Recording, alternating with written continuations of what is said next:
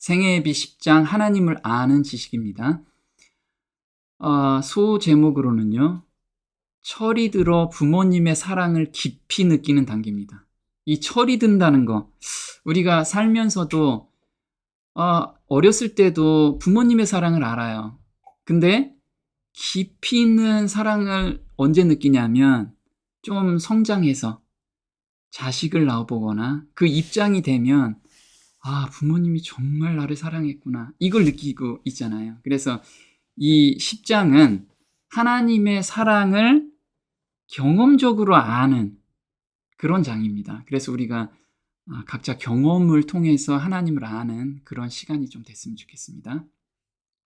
하나님을 아는 지식은 생애의 빛 1장에도 나오고 생애의 빛 10장에도 나옵니다. 그래서 생애의 빛 1장에는 이렇게 나오죠. 인류를 위한 하나님의 사랑 해서 천연계와 성경을 통하여 하나님의 사랑과 품성을 안다 라고 생애의 빛 1장에 나와요. 그럼 10장에는 뭐가 나올까요? 똑같은 이야기가 나와요. 하나님을 아는 지식 해가지고 천연계와 성경을 통하여 하나님의 사랑과 품성을 안다, 이렇게 나온 게 아니고 체험적으로 아는 단계. 그러면 생애의 빛 1장은 체험적인 게 아닌가요? 체험적인데 어떤 아이 때의 하나님의 사랑인 거고, 생애의 빛 10장은 거듭나고 나서 계속해서 하나님의 사랑을 느끼는 과정에서 그 체험적으로 하나님의 사랑의 깊이와 높이와 넓이를 아는 단계입니다. 그래서 조금 차이가 있겠죠. 자, 예수의 죽음으로 나타난 하나님의 사랑에 대해 생각하면 우리의 마음은 하나님께로 가까이 이끌릴 것이다. 그래서 이때는 우리가 거듭나기 전 단계에서 거듭나는 단계로 접어드는 것이 생애의 빛 1장 하나님의 사랑을 아는 거고요. 생애의 빛 10장은 스스로 성경을 연구하며 읽을 때 우리는 그분의 무엇을 안다? 사역을 알게 되고, 사역을 안다는 건 뭐냐면요, 하나님께서 우리에게 무엇을 원하시는지, 그리고 우리한테 베풀어 주신 은혜가 무엇인지, 거듭남에 대해서 얼마나 많은 사랑과 희생이 따랐는지, 그것을 우리가 성경을 통해서 몸소 경험을 하는 거예요. 그리고 그분의 음성을 듣게 된다. 그분의 음성을 듣게 되는 거죠. 자, 생애의 빛 1장은 거듭나기 전에 성령의 이끌리심으로 사랑을 느끼는 거고요. 생애의 빛 10장은 거듭난 후에 체험적으로 사랑의 깊이와 넓이를 느끼는 단계입니다. 그래서 하나님께서는 우리에게 그분 자신을 알리시고 우리를 그분께로 가까이 이끄시기 위하여 여러 방법을 사용하세요. 그 중에 천연계와 성경 그리고 사람을 통해서 우리에게 알려주시죠. 그분은 자연을 사용하신다, 이렇게 나왔어요. 한번 이게 어떤 얘기인지 한번 볼게요. 우리가 죄인이 거듭나는 단계가 있죠. 새 마음을 받는 단계가 있습니다. 그러면 새 마음을 받으려면 반드시 내가 가는 길이 잘못됐구나, 하나님께 내가 가야겠구나 하는 것이 회개라는 거예요. 회개. 이게 3장에 회개가 있습니다. 그럼 1장은 뭐죠? 사랑의 속삭임. 하나님께서 성령의 음성으로 너 그렇게 살면 안 돼. 예를 든다면 우리가 어떤 시련에 빠지고 시리에 빠졌을 때, 그리고 세상 살맛이 안 났을 때 성령의 음성으로 누군가를 찾고 싶어, 의지하고 싶을 때 하나님께서 우리에게 다가선다는 거죠. 다가오신다는 거. 그 단계가 지나면 내가 정말 죄인이구나 라고 깊이 깨달을 때가 죄인에게 필요한 그리스도를 우리가 찾게 되죠. 그 다음에 우리 죄에 대해서 고백을 하고요. 그 다음에 죄된 마음을 드리는, 그리고 새 마음을 받는 경험을 하게 됩니다. 그리고 그 새 마음을 경험하게 되면 믿음이 생겨요. 그래서 믿음과 받으심. 그래서 이게 6장까지. 그럼 6장이 지나서 새 마음을 받으면 그 다음에는 뭐가 돼요? 제자가 되는 길이 됩니다. 그래서 제자로서 우리가 사는 방법을 하나님께서 제시해 주시고 우리가 그렇게 순종하고 싶어 하죠. 그 다음에 이제 자라남, 이제 그 거듭난 상태에서 계속해서 그 거듭남의 경험을 계속 하는 것이 자라남이죠. 그리고 하나님께서 우리한테 생명을 주신 이유에 대해서 우리가 깊이 알게 돼요. 그게 사명과 생애라는 거죠. 우리가 받은 빚을 남들에게 전해주고 싶은 충동이 계속해서 생기는 거. 그 다음에 하나님을 아는 지식이 10장입니다. 그래서 보면요, 요 1장의 사랑과 10장의 지식, 요게 하나님을 아는 내용이 비슷한데 굉장한 차이가 있다라는 거예요. 왜? 그 중간에 이만한 단계가 있기 때문에 그렇죠. 그래서 1장에 인류를 위한 하나님의 사랑이 있고 10장에 하나님을 아는 지식인데 히브리서 5장 13절, 14절에는 이렇게 나왔어요. 대저 젖을 먹는 자마다 어린아이니 의의 말씀을 경험하지 못한 자요. 그러면 의의 말씀, 이 의가 뭐죠? 의가 바로 믿음으로 말미암는 의의 경험을 경험하지 못한 자. 이게 죄인부터 시작해서 새마음까지 가는 게 믿음으로 말미암는 의를 경험하는 거잖아요. 그리고 경험을 하면 그 다음에 뭐래요? 단단한 식물은 장성한 자의 것이니 저희는 지각을 사용함으로 이젠 지각을 사용하죠. 연단을 받는다는 게 훈련을 받아 선악을 분별하는 자들이라. 그래서 이게 장성한 분량을 우리가 이제 경험적으로 계속 나아가는 거죠. 그래서 보면 요 단계가 믿음으로 말미암는 의의 경험이고요. 7장부터가 우리 성화 단계죠. 성소의 경험을 하게 됩니다. 그래서 내가 어렸을 때는 말하는 것이 어린아이와 같고, 자, 말하는 것이 어린아이와 같고 깨닫는 것이 어린아이와 같다. 이게 무슨 말일까요? 어렸을 때는 누구를 주로 중심적으로 생각하죠? 나를 중심으로 생각해요. 그래서 어린아이는 어때요? 내가 힘들면 울고 엄마한테 매달리고 내 거 사달라고 자기가 갖고 싶은 거 사달라고 하잖아요. 이게 거듭나는 과정에서 어렸을 때의 경험이라 이거죠. 그리고 어린아이와 같다가 장성한 사람이 되어서는 어린아이 일을 버려놓으라 이렇게 나와요. 그래서 하나님을 경험적으로 아는 단계인데 왜 하나님을 아는 지식이 필요한가? 하나님은 자연과 성경을 통하여 당신의 깊은 사랑을 체험하래요. 느끼고 그로 인해서 믿고 의지하며 살기를 원하신다. 왜냐하면 그렇게 사는 것이 가장 행복한 삶이라는 것을 아시고 그것이 바로 생명의 길이기 때문에 그렇다 이거죠. 그래서 성경을 통해서 하나님의 사랑의 깊이를 느끼고 체험하고 느끼라는 거예요. 그냥 체험하는 것뿐만 아니고 느껴야 돼.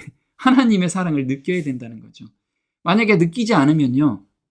율법주의가 돼요. 아주 사람이 냉랭한 사람 되잖아요. 그런 게 아니고 정말 느낌까지 하나님의 심장파를 우리가 좀 느껴야 돼요. 그래서 영생은 곧 유일하신 참 하나님과 그의 보내신 자 예수 그리스도를 아는 것이다. 그래서 하나님을 아는 지식이 중요하다는 게 뭐냐면 영생이 거기에 있기 때문에 그런 거예요. 그래서 여기서 알다라는 게 기노스코라고 하는데 이게 체험적으로 알다라는 뜻이에요.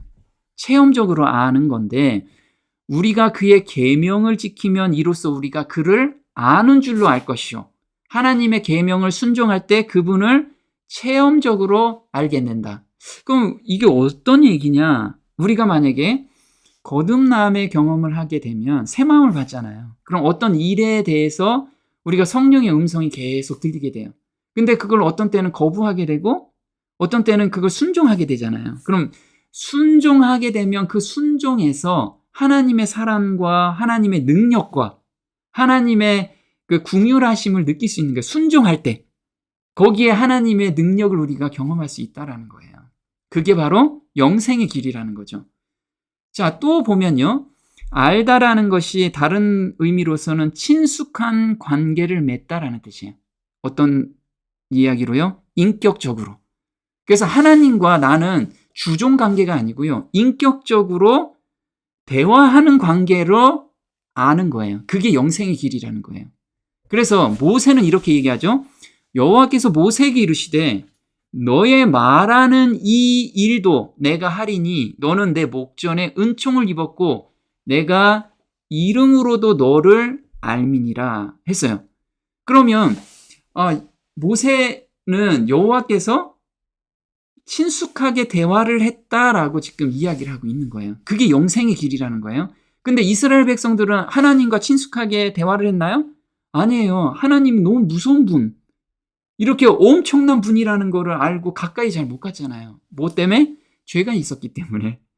자, 그 후에 이스라엘의 모세와 같은 선지자가 일어나지 못하였나니 모세는 여호와께서 대면하여 아시던 자요. 신명기 34장 10절이에요. 대면하다는 건 어떤 뜻이죠? 대면하다. 우리가 얼굴을 같이 보다라는 뜻이죠. 얼굴을 보면서 아신다라는 건 서로 교제를 했다. 아주 친숙하게 인격적인 관계로. 우리가 인격적인 관계로 친숙하게 하나님과 매 순간 대화를 해야지만 그게 내가 예수님을 제대로 아는 거고 하나님을 제대로 아는 거라는 거예요. 그러면 이번 장에서는 이렇게 어떻게 아는 거냐, 아는 방법을 좀 알아가는 것이 이번 10장에서 우리한테 주어진 하나님의 말씀이에요. 자, 계명을 지키면 그를 아는 줄로 알 것이요. 자, 계명의 준수는 하나님을 알기 위한 조건이 아니라, 자, 우리는 계명을 지켜야지만 하나님을 알 것 같아요. 근데 그 조건이 아니라는 거예요. 우리가 하나님과 예수님을 알고 그분을 사랑하고 있다는 표징이다. 좀 말이 이상하죠. 그죠?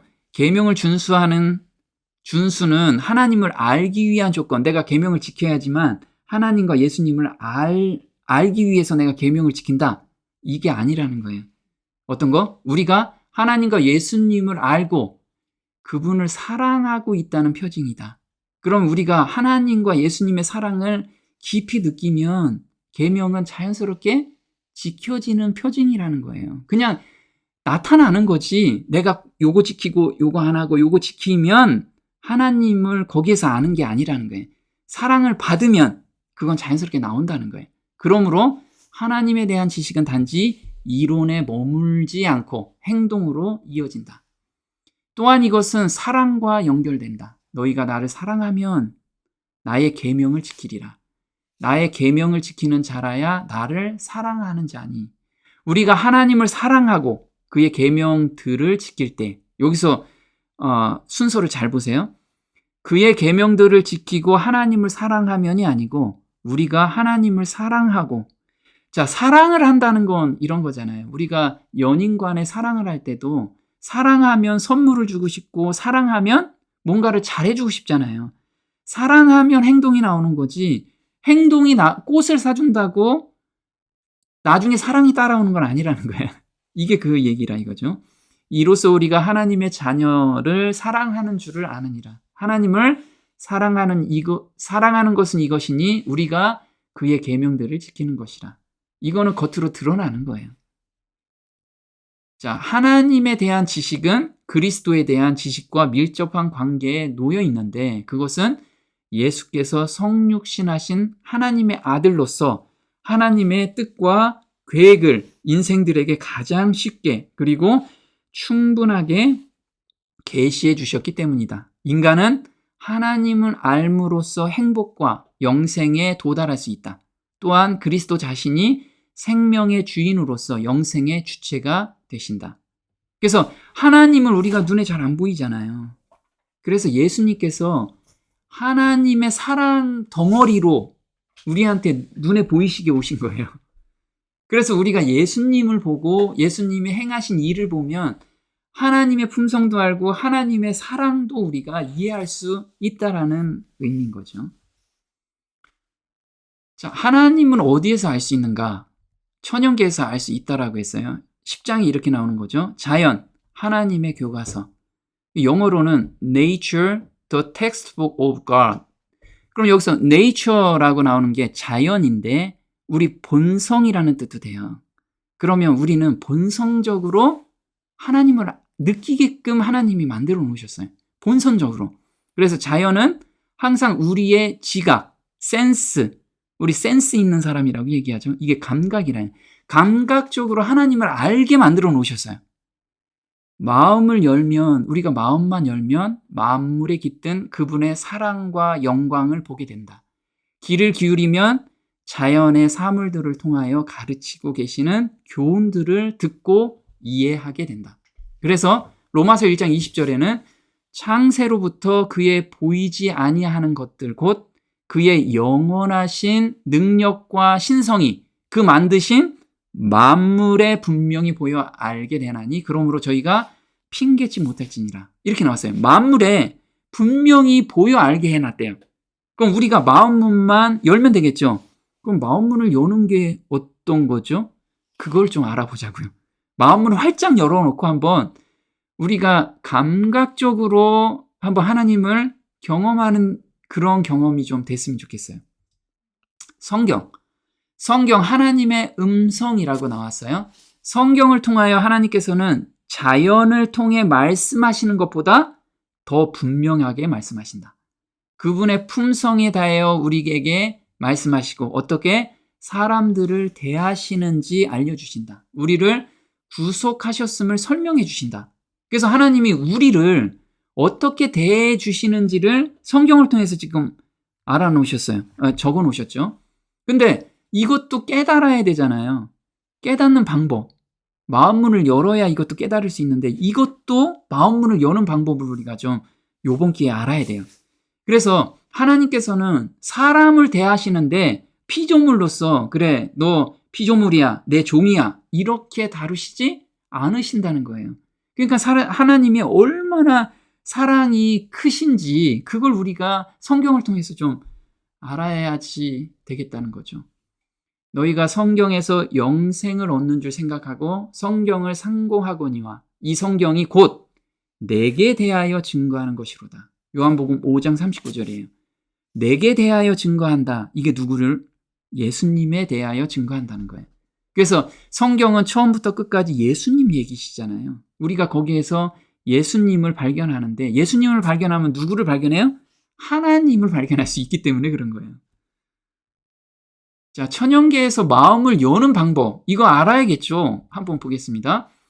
푸르른 초원, 높다란 나무들, 그리고 꽃피는 식물들은 하나님을 아는 지식으로 우리를 초청한대요.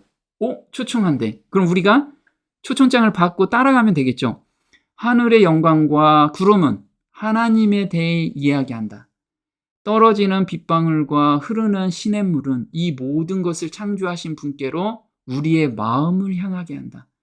우리 구주께서는 자연의 사물들로 귀중한 교훈들을 가르치셨다. 그래서 우리가 이게 뭐야? 그럼 꽃 당연히 피지. 그리고 뭐 구름도 갔다가 빗방울도 떨어지고 시냇물도 가는 거 당연한 거 아닌가? 근데 이걸 우리가 깊이 묵상을 하면 여기에서 하나님을 발견할 수가 있어요. 하나님께서는 우리가 그분께서 창조하신 것들을 즐기기를 원하신다. 즐기기를 원하신대요. 그분께서는 우리가 단순하고 고요한 지구의 아름다움에서 기쁨을 누리길 원하신다. 그래서 예수님이나 제자들도요, 천연계를 통해서 기쁨을 느꼈고요, 즐거움을 느꼈어요. 천연계를 감상하면서. 하나님께서는 아름다움을 사랑하신다. 정말 예술가시죠, 하나님이. 자연의 아름다운 것들을 사랑하시지만 무엇보다도 가장 사랑하는 것이 아름다운 성품이다. 근데 이 성품이 어디에 다들 들어가 있어요? 천연계에 또 다 들어가 있어. 우리 인간만이 아름다운 성품이 좀 왜곡됐지 모든 천연계에는 하나님의 그 아름다운 성품들이 들어가 있어요. 그걸 우리가 좀 느껴봐야 돼. 우리가 귀를 기울이기만 하면 하나님께서 창조하신 작품들이 신뢰와 순종의 귀한 교훈들을 우리에게 가르쳐 줄 것이다. 그래서 이 천연계는 하나님에 대한 절대적인 신뢰와 순종을 가지고 있어요. 이게 가장 아름다운 품성이라는 거예요.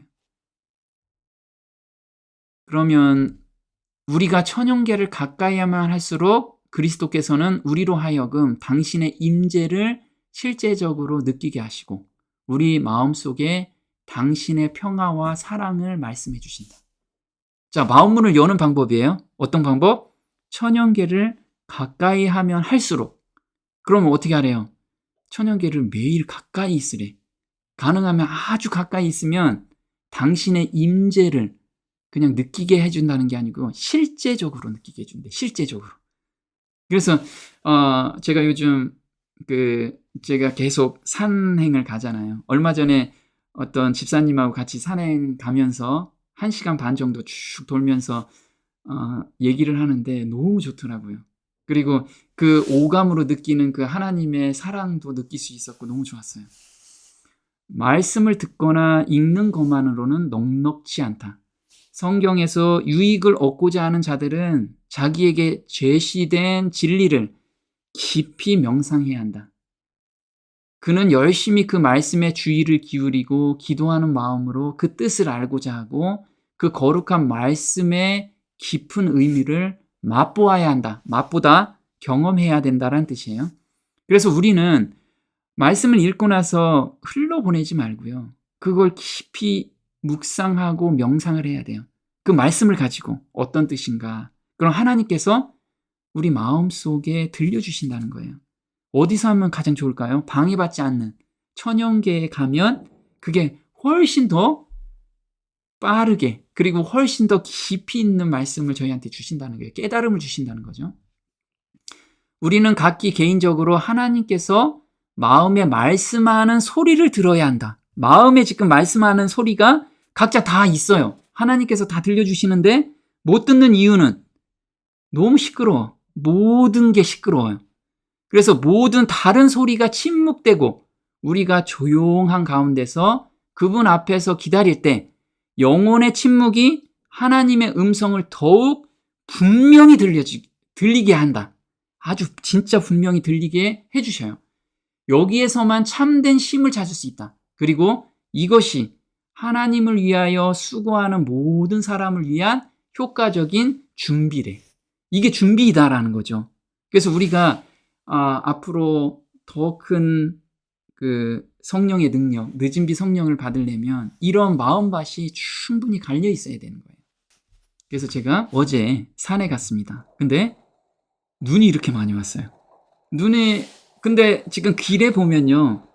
뭐가 없어요. 발자국이 하나도 없어요. 제가 혼자 지금 가고 있는 거예요. 혼자 가는데 여기서 너무 한동안 제가 딱 서 있어서 하나님의 사랑을 너무 느꼈어요.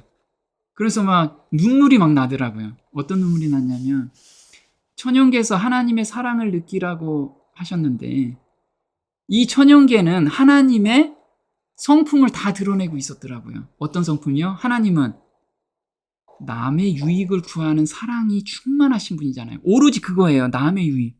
나의 유익을 찾지 않는. 근데 이 눈들이 내려와서 나무들한테 무엇을 주죠? 비료, 천연 비료를 주죠. 그리고 나무들은 거기에서 양분을 빨아들여서 사람들한테 산소를 공급해줘요. 그리고 새들한테 먹이도 주고, 그 다음에 다람쥐들한테 먹이를 주고, 다람쥐는 또 그걸 먹고 배설물이 또 거름이 돼서 이렇게 순환으로 하나님의 그 남을 위하는 사랑을 천연계에서 다 느껴주게 한 거예요. 근데 제가 가만히 서 있었는데 저만 저의 유익을 구하고 있었던 거예요. 야, 그런데 예수님께서 이 악한 나만을 위하는 그 본성을 예수님께서 바꿔주시기 위해서 이렇게 오셨구나. 그리고 십자가에 정말 돌아가셨구나라는 생각이 드니까 하나님이 이 벌레 같은 자를 위해서 어떻게 우주의 왕께서 여기까지 내려오셨나. 그 사랑의 깊이가 저한테 막 느껴지더라고요. 그래서 한동안 제가 여기서 계속 서면서 막 눈물을 흘리는데 아까 찬송가 부른 이 노래를 불렀어요. 이게 이 새 찬송가엔 이렇게 나와요.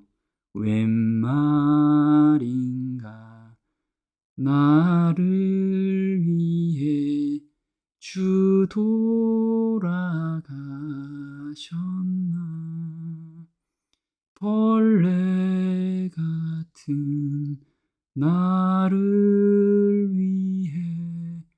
은혜 받으셨나 내가 지은 죄를 위해 보혈 흘리셨네 크신 긍휼 넓은 은혜 참 인정스럽다. 이 노래를 계속 부르는데 눈물이 막 계속 나오는 거예요. 하나님의 그 사랑과 예수님이 저를 위해서 정말 자기의 모든 것을 주신 그 사랑이 너무 감사가 되더라고요. 그래서 천연계에는 정말 우리가 깊이 명상만 하면 하나님께서 하나님의 사랑을 느낄 수 있는 그 모든 것을 우리가 그냥 지식적으로 느끼는 게 아니고 센스, 감정적으로도 다 느끼게끔 우리한테 이렇게 해주셨어요. 그래서 성경을 통하여 마음을 여는 방법. 이제 두 번째는 성경을 통해서 이에 저희의 마음을 열어 성경을 깨닫게 하시고 누가복음 24장 45절이에요. 그러면 마음을 열어준다고 그랬어요. 열어주면 성경을 깨닫게 하는데 어떻게 여냐? 예수님께서 하신 방법을 우리가 그대로 하면 되는 거죠. 44절에 내가 너희와 함께 있을 때 너희에게 말한 바 곧 모세의 율법과 선지자의 글과 시편에 나를 가리켜 기록된 모든 것이 이루어져야 하리라 한 말이 이것이라 하시고 자 여기서 보면요. 모세 율법과 선지자의 글, 시편 이거는 구약 성경 전체를 나타내잖아요. 이 구약 성경 전체에서 예수님이 어떻게 오시고 그 다음에 왜 가시는지 이걸 우리가 깊이 깨달으면 마음문이 열리는 거예요. 그래서 이 말씀을 우리가 읽을 때 깊이 묵상을 하고 말씀을 읽고 명상을 하게 되면 마음문이 확 열리게 돼 있어요. 이거는 하나의 원리라는 거예요. 하나님께서 우리한테 주시고자 간절히 주시고자 하는 원리예요. 원리. 그래서 우리 성경 읽을 때도 뭐 숙제하듯이 계속 읽는 것도 좋은데 그러지 말고 정말 한번 거기에서 하나님의 마음과 예수님의 마음을 한번 우리가 한번 명상을 해보자는 거예요. 우리는 성경을 연구할 때 기도해야 한다. 성경을 펴기 전에 성령께서 우리의 생각을 지도해 주시도록 간구해야 한다. 그리하면 우리의 기도가 응답될 것이다. 그래서 성경을 읽을 때 정말 성경 피기 전에 정말 하나님 저한테 하나님의 사랑을 정말 깨닫고 싶습니다. 또 예수님의 그 공로와 예수님께서 저한테 베풀어 주신 그 은혜, 사랑 이것을 정말 느끼고 싶습니다. 이 간절한 마음으로 성경을 피면 한 절을 읽을 때도 하나님께서 거기에서 느끼게 해주신다는 거예요.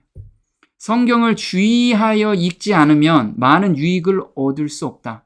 성경 전체를 통독할지라도 성경이 가진 아름다움을 보지 못하고 그 깊은 의미를 이해하지 못할 수 있다. 그러므로 성경을 연구하되 그것이 의미하는 바와 구원의 계획에 대하여 가르치는 바를 이해할 때까지예요. 나 숙제하듯이 빨리 몇 장 읽어야 돼. 이게 아니고요. 한 절에서 나 이게 이해가 안 돼. 그러면 한 절이라도 깊이 연구할 때 마음문이 열려 깨달을 수 있다는 거예요. 그래서 우리는 정말 시간을 정말 많이 두고 우리가 이렇게 성경 교제를 하는데 이걸 듣고서 이제 나 충분해가 아니고요. 정말 자기 스스로 성경을 읽고 깊이 묵상을 하는 그 습관이 되게 필요해요. 그래야 하나님께서 약속하신 깨닫게 해주는 그 깨달음이 아주 깊이 있는 깨달음을 우리한테 주십니다. 천연계 성경을 통하여 사랑의 심장파를 느껴라. 아까 센스라고 그랬어요.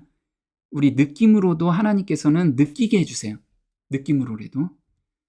너희가 아들인 고로 우리가 아들이래요. 하나님이 그 아들의 영을 우리 마음 가운데 보내사 아바 아버지라 부르게 하셨느니라. 그래서 이게 아까 모세가 하나님을 대면해서 어떻게 했어요? 하나님과 대면하면서 교제를 했다는 거예요. 그게 영생의 길이라는 거예요. 그냥 오늘 저 뭐 하나 했어요. 그게 아니고 정말 매 순간 하나님을 깊이 생각하면서 묵상하면서. 근데 느끼게 할 수 있다는 게 뭐예요? 아들의 영을 우리 마음 어디에 줬어요? 심장에 줬다는 게 느낄 수 있게끔 지식적으로 알게끔이 아니고 느낌까지 느낄 수 있게끔 우리한테 주셨다는 거예요. 우리를 그렇게 만드셨다는 거야. 그러면 우리가 거기에 맞추기만 하면 다 느낄 수 있다라는 거예요. 돌판에 새겨진 같은 율법이 성령에 의하여 마음의 감동이 될 때 마음판에 기록된다. 성령의 열매를 맺을 것이다. 그래서 우리가 어떤 마음에 깊이 있는 감동이 있으면 잊어버리지가 않고, 잊어버리지 않으면 어때요? 그 말씀이 우리를 하루 종일 끌고 가잖아요. 그래서 제가 이렇게 아침에 말씀 묵상하고 감동받고 그날 가잖아요. 그러면 저는 하루에도 많은 사람들을 만나는데 그 사람들한테 이 감동이 그냥 가요. 전달이 되더라고. 그럼 그 사람들이 저를요, 다른 사람과 같이 안 봐요. 다른 사람들은 어떤 돈만 뺏어가는 그런 우리 사업을 하면, 그런데 자기들을 정말 위한다는 느낌을 심장파로 서로 느끼는 거예요. 그 사람들이 나중에 막 감동해서 그런 얘기를 되게 많이 해요. 근데 이게 누구의 사랑을 받았냐면 그냥 예수님의 사랑을 받아서 그걸 그냥 그대로 전달하는 거예요. 마음을 통해서. 우리는 그 느낌을 우리가 받는 게 되게 필요한 것 같아요. 모든 성경은 하나님의 감동으로 된 것으로 교훈과 책망과 바르게 함과 의로 교육하기에 유익하니. 그래서 우리가 감동이라는 게 뭐냐면요, 헬라어로서 세오프 뉴스토스라고 하는데요, 문자적으로 하나님이 호흡을 불어넣으신이라는 거예요. 성경은 하나님이 호흡을 불어넣으셨대요. 그래서 성경의 생명력은 하나님이 그 속에 불어넣은 생명에 기인한다. 이상하잖아요. 성경에 생명력이 있대. 근데 이 말씀 하나하나에 생명력을 하나님이 집어넣으셨어요. 그래서 우리가 편지를 읽다가, 사랑하는 사람의 편지를 읽었어요. 그러면 그 읽다가 울기도 하고 웃기도 하잖아요. 왜? 마음에 감동이 돼서. 왜냐하면 그 쓴 사람의 감정을 실어놔서 편지를 썼잖아요. 마찬가지로 성경에 하나님의 생명력, 하나님의 감동으로 이걸 써놓으신 거야. 그러니까 우리가 읽을 때 하나님의 마음을 여기에서 느낄 수가 있게끔 하나님이 해놓으신 거예요. 그냥 자연계에 보면서 감동이야, 거기도 되게 중요한데 성경을 보면서도 깊이 연구할 때 감동으로 우리한테 다가오면서 눈물도 흘리고 하나님의 사랑도 느끼고 찬송가가 막 그냥 나오는 거 있잖아요. 우리가 그런 상태가, 우리가 막 하나님께서 정말 그런 은혜를 우리한테 매번 주시기를 원하시는 거예요. 그래서 성경의 지속적인 매력과 각 사람의 필요를 충족시키는 힘은 그것이 하나님의 저작이라는 사실을 증거한다.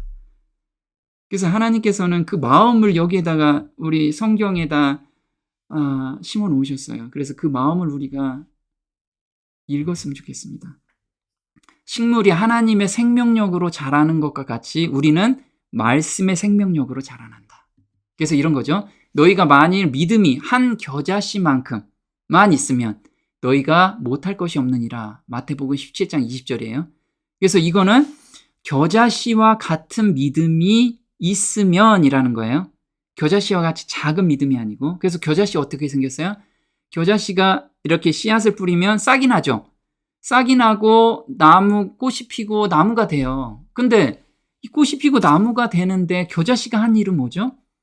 그냥 하나님이 주시는, 하나님의 비를 주시면 비를 받아들여서 감사하고, 그리고 하나님이 또 눈을 주시면 눈에 대해서 감사하고, 바람을 주면 바람에 대해서 감사하고, 이게 하나님을 절대적으로 순종하고 신뢰한다는 거예요. 신뢰하고 순종하면 자라게 하시는 분은 하나님이시라는 거죠. 그래서 하나님은 생명력을 여기에다 주신 거예요. 씨 안에. 그럼 우리도 생명력을 우리한테 주셨겠죠. 사람이 떡으로만 사는 것이 아니요 하나님의 입에서 나오는 모든 말씀으로 사는 줄을 너희로 알게 하려 하심이라. 그래서 우리가 성경을 통해서 정말 매일같이 감화 감동을 받으면 그게 우리의 영적 영원한 삶을 사는 사람이라는 거예요.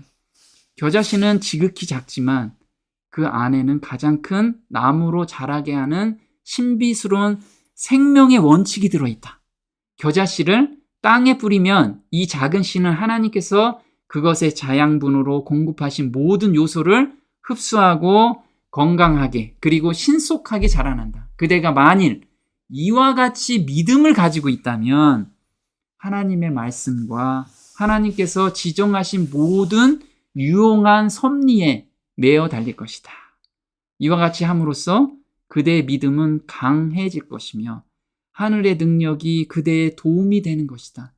그대의 길에 사단이 쌓아놓은 장애물이 겉보기에는 넘어갈 수 없는 영원한 산같이 보일지라도 믿음의 요구 앞에서는 일순간에 다 사라져버릴 거라는 거죠.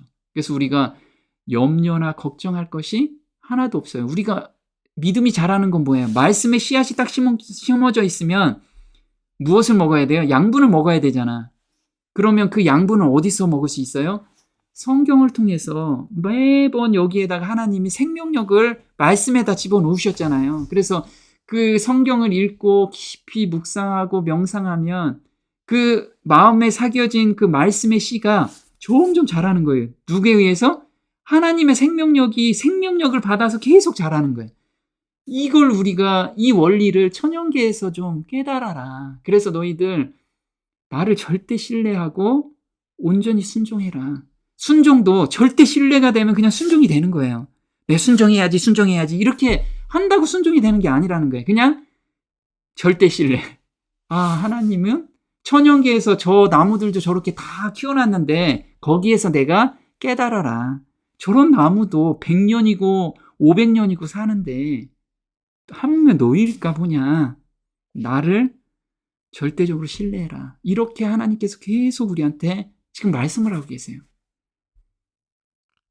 하나님이 원하시는 믿음입니다. 하나님께서는 우리가 순수함과 단순함, 곧 꽃들을 아름답게 하는 이 두 가지 특성 가운데 성장하기를 원하신다. 우리가 마음판에 심겨진 그 말씀 있잖아요. 그 말씀이 자라게 하는 거는요. 꽃의 씨가 자라듯이 순수함과 단순함만 가지고 있으면 그냥 하나님이 내가 알아서 성장시켜 줄게. 이걸 우리가 깨닫기를 원하시는 거예요. 너희가 즐겨 순종하면 땅의 아름다운 소산을 먹을 것이요. 이사야서 1장 19절이에요. 즐겨 순종하면. 순종하는 것도 억지로 하면 안 되고 즐겨 순종해야 돼요. 아, 순종하는 기쁨이 너무 큰 거야. 그럼 그냥 순종이 되잖아요. 자, 현대어 성경으로 이렇게 됩니다. 너희가 내 도움을 받으려고만 하면. 우리 맨날 도움이 필요하죠. 하나님 저 도움 받고 싶어요. 이리 얘기해야 돼. 너희가 내 말을 듣기만 하면 하나님 저 듣고 싶은데 저 이 죄된 마음 때문에 죄된 본성 때문에 하나님 말씀을 잘 못 들어요. 이 마음 드릴 테니 저한테 순결하고 정결한 마음 이거 좀 주세요. 그걸 한번 계속 반복하면서 산행을 1시간 정도 갔다 와 보세요. 그러면 정말 하나님의 말씀이 쏙쏙 들어올 겁니다. 너희는 땅이 내는 좋은 것을 먹을 수 있으리라. 그래서 우리 마음판에 새긴 그 말씀이 정말 막 자라는 것을 우리가 보게 될 거예요. 순종은 완전에 이르게 함. 우리는 단순한 믿음과 의심하지 않는 순종의 가치를 아무리 크게 평가해도 지나치지 않는다. 품성이 완전에 이르는 것은 단순한 믿음으로 순종의 길을 걸음으로써이다.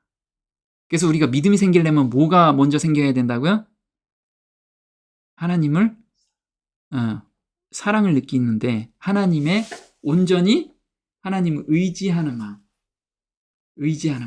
그러면 하나님을 온전히 신뢰하는 그 상태가 되면 나머지는 알아서 쫙 생겨요. 근데 이 온전한 신뢰가 없기 때문에 하나님보다 내가 더 잘할 수 있어요. 요건 내가 할게요. 이렇게 생각하는 거예요. 하나님은 절대로 신뢰를 못하는, 절대적으로 신뢰를 못하는 그 조그만 마음들이 있기 때문에. 자연에서 배우는 단순한 믿음과 순수함이에요. 지금 여기 보시면 새싹이 나오고 그 다음에 뭐가 있어요? 이슬까지 탁 있어요. 너무 귀엽죠? 귀여운데? 씨가 땅에 뿌려지면 자라게 하시고 열매를 맺게 하시는 분은 얘 스스로가 아니고 하나님이시다. 단순히 믿고 의지하기는 식물에서 배우라.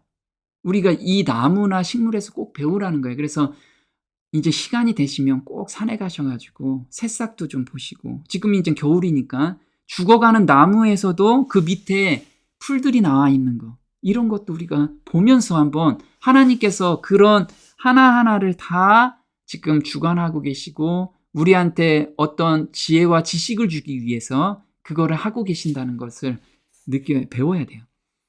뿌리는 자는 말씀을 뿌리는 것이라.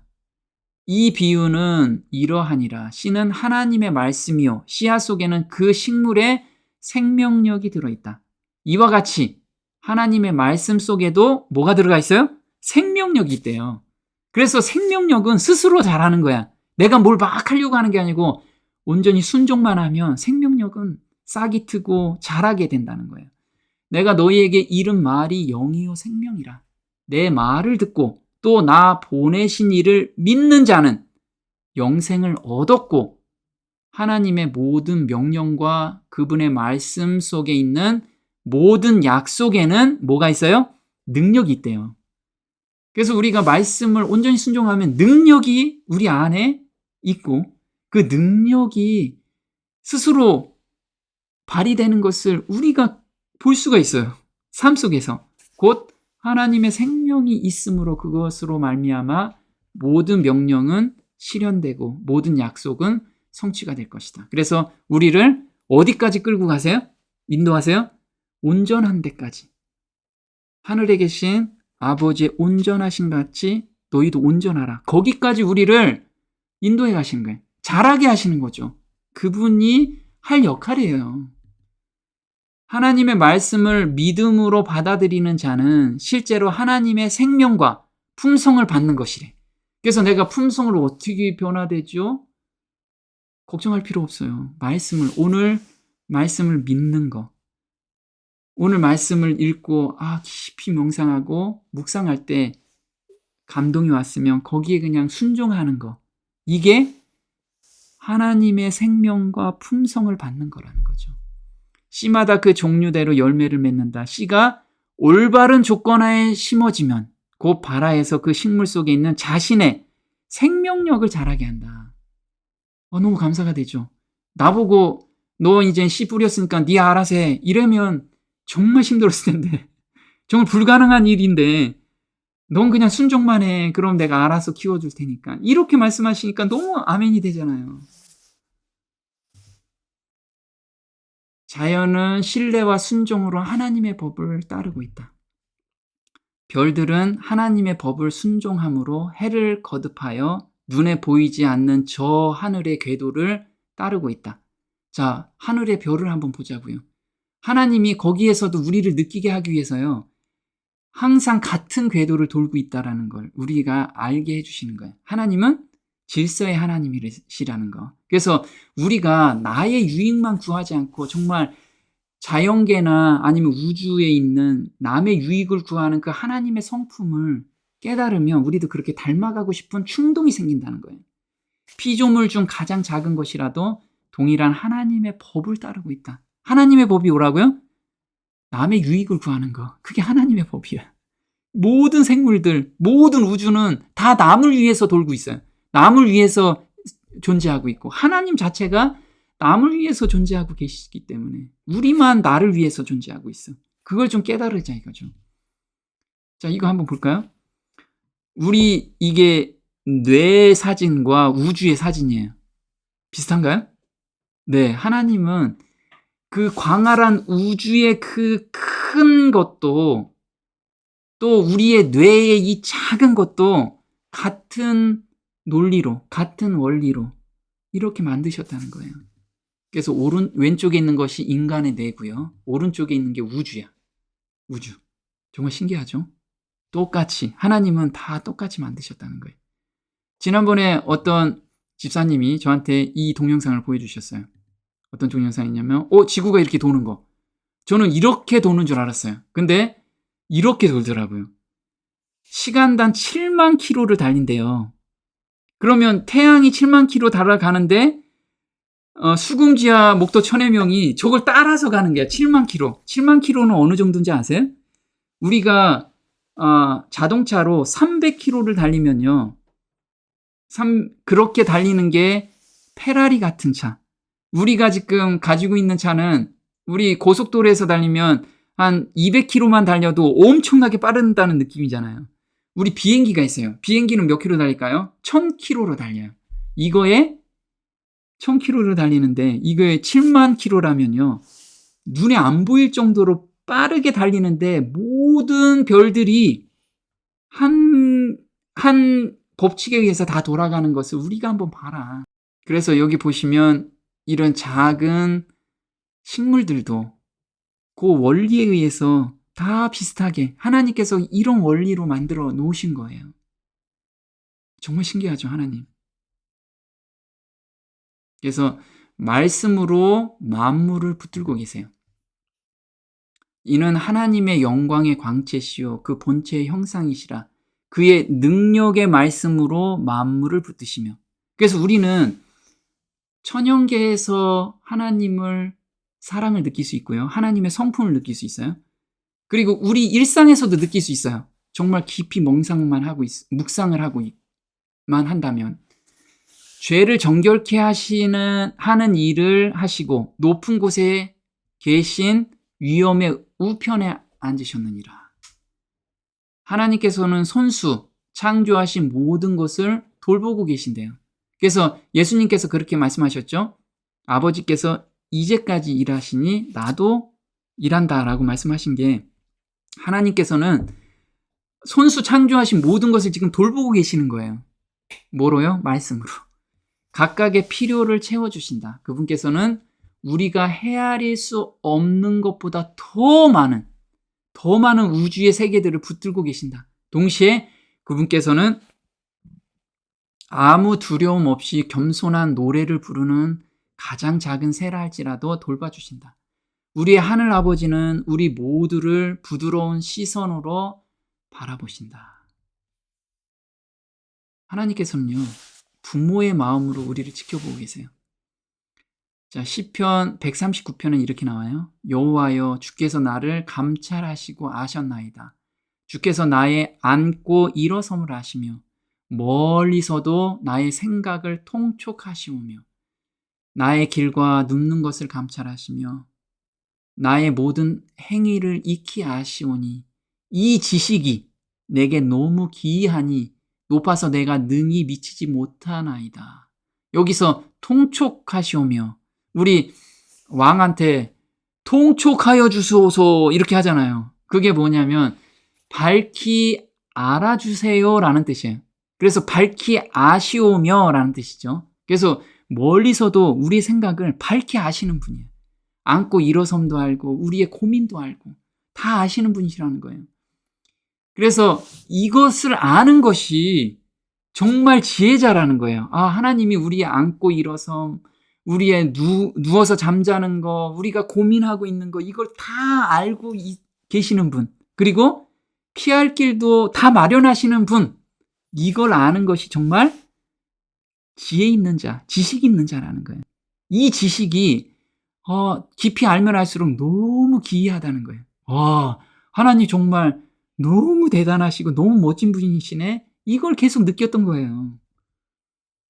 깊도다 하나님의 지혜와 지식에 부요하며 그의 판단은 측량치 못할 것이며 그의 길은 찾지 못할 것이로다. 그래서 바울도 이걸 안 거예요. 자기의 모든 것을 아시고 피할 길을 다 예비해 놓으신 그 하나님을 알고 나서 보니까 너무 깊은 거예요. 이 사랑이.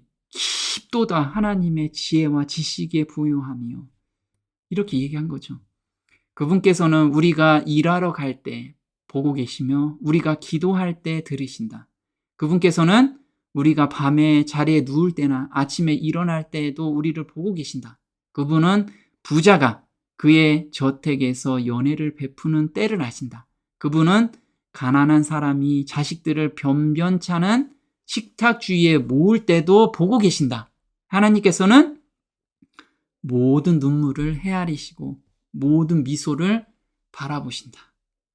근데 하나님께서는요, 저희가 괴로워하고 슬퍼할 때 옆에서 그래, 내가 그 마음 알아, 이렇게 하고 계실까요? 아니에요. 하나님은 우리가 자식이 아파 그러면은 부모 입장은 어떻게 해요?